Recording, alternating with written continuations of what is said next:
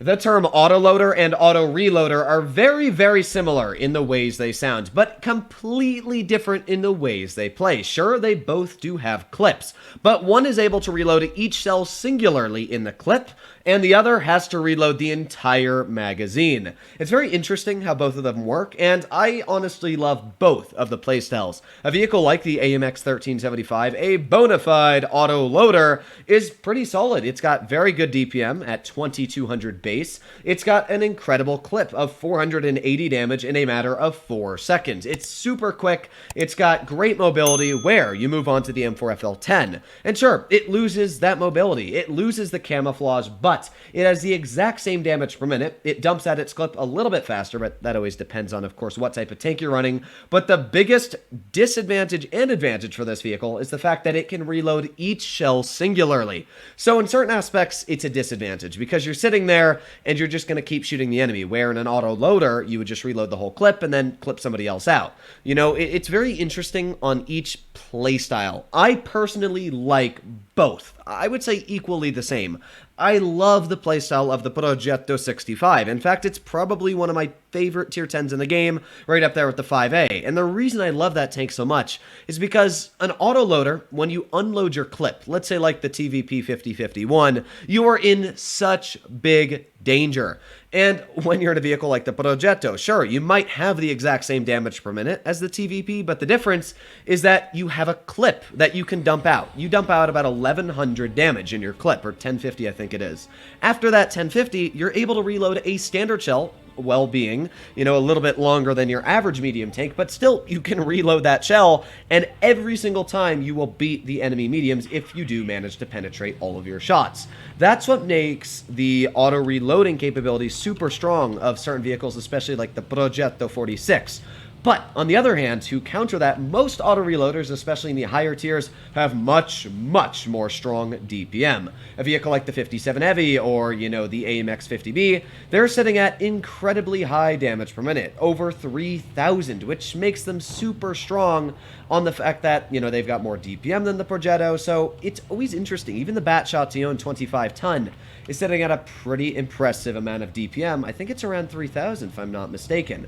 Now with that T-34-3 on this side over here, and judging that the 34-3 is alone, because the LTTB seems like he's running, I'm going to see what I can do.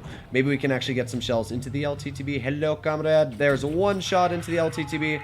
Let's get a miss. Ah, yes. Don't you love the misses? And oh boy, this 34-3, he's coming straight for me, and we're going to back up. Yes. Oh, baby, I hate 34-3s, especially if you're in like a light tank or something that obviously doesn't have the most hit points. It's going to hurt.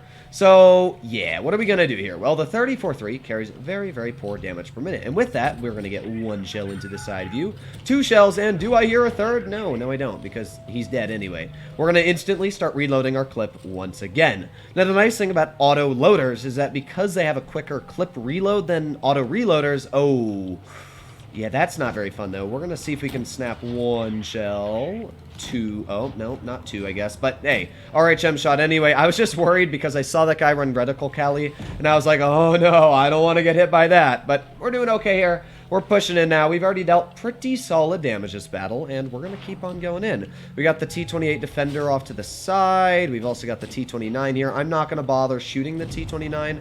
I will shoot the Scorpion, however. There's 1 shell into the Scorpion. There's 2 shells, and 3.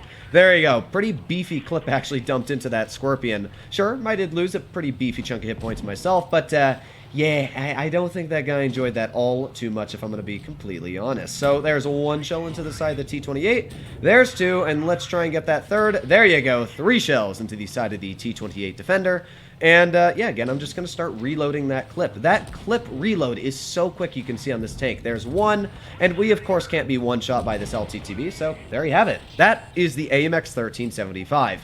It has a super quick clip reload because it gets all that DPM out very quickly, and then it reloads. Where auto reloaders don't really have a clip reload. They do if you want to sit there and wait the whole time, but well, you're going to see how I play the M4FL10, and it's very, very different compared to a vehicle like the 1375. I'm not going to sit there, and I'm not going to wait for my entire clip to reload. I might do that with a tank like the Grandong, but that's because it's got such poor DPM, I might wait to get 2 or 3 shells before I start dumping into the enemy tanks.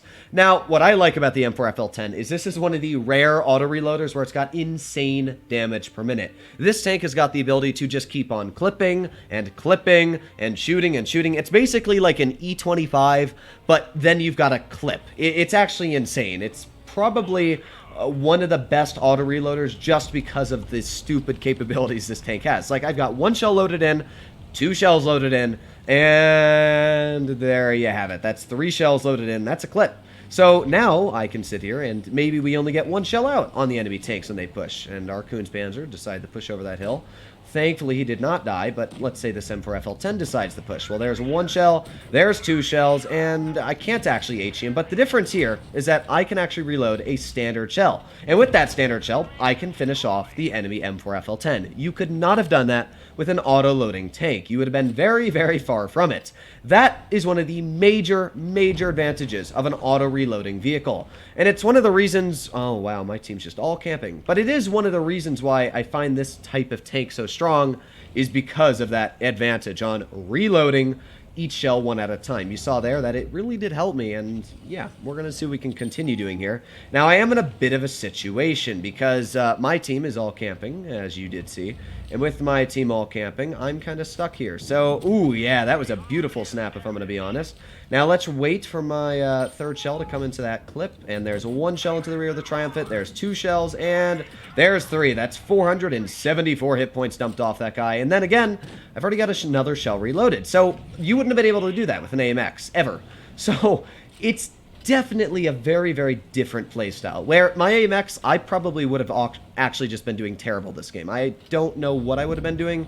That guy dead. I don't really need to worry about him all too much. Oh, wow, that was a pretty stupid bounce, if I'm going to be honest. But, well, that Kunzpanzer, he's also not doing very well. But we got 3 shells loaded again. There's 1, there's 2, and there's 3.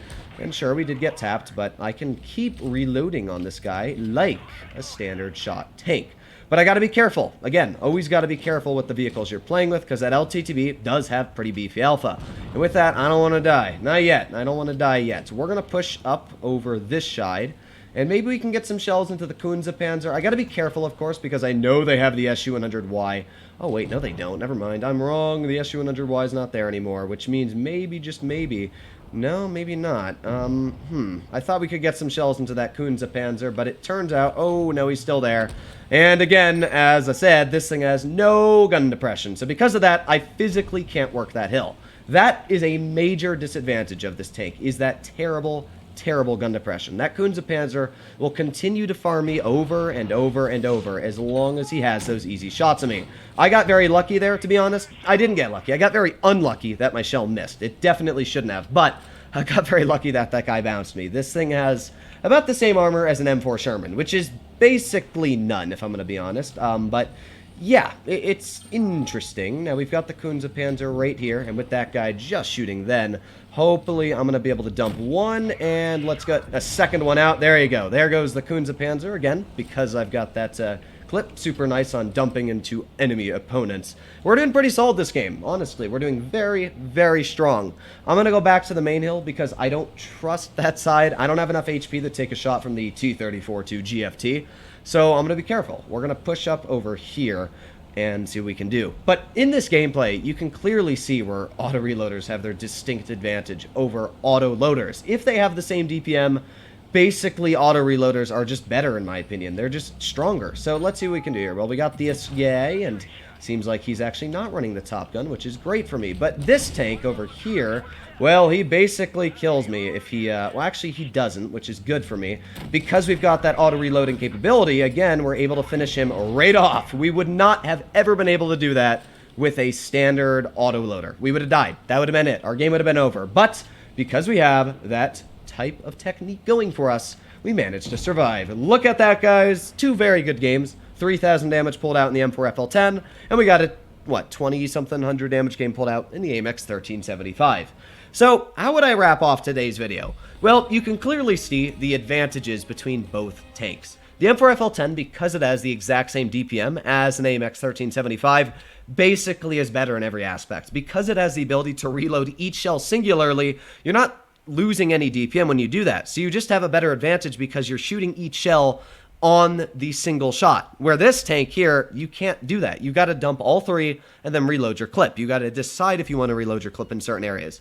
But as you move up the tiers, it's not like that. This is one of the few auto reloaders. In fact, basically the only that has an insanely quick reload like that. When you make it to tier 10 and you go to like the Progetto or the Krandong, the question is, would you like to have that DPM or would you like to have the auto reloading capability? Because a good example of this is, let's say the Progetto, right? The Progetto, it's got basically no armor and it's got about 2500 DPM. But when you get that clip out, you've got already 1050 damage, and then it's just going to take you 14 more seconds and you kill the enemy tank.